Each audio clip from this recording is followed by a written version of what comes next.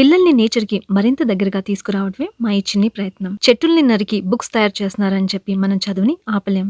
ఎందుకంటే చదువు చాలా ఇంపార్టెంట్. అంతే ఇంపార్టెంట్ మన పర్యావరణం కూడా. దీన్ని బ్యాలెన్స్ చేయడానికి మేం ప్రొవైడ్ చేస్తున్నాం రీసైకిల్ పేపర్. ఈ పేపర్ ఆల్రెడీ ఉన్న పేపర్‌ని రీసైకిల్ చేసి తయారవుతుంది. నార్మల్ వైట్ పేపర్‌కి ఇంకా రీసైకిల్ పేపర్‌కి ఉన్న డిఫరెన్స్ ఏంటంటే నార్మల్ వైట్ పేపర్ చెట్టుల్ని కొట్టి తయారు చేస్తారు. 1 టన్ పేపర్‌ని మ్యానుఫ్యాక్చర్ చేయడానికి 80,000 లీటర్స్ వాటర్ తీసుకుంటుంది. పేపర్ కలర్ వైట్‌గా రావడానికి కెమికల్ బ్లీచింగ్ ఏజెంట్స్ యూజ్ చేస్తారు.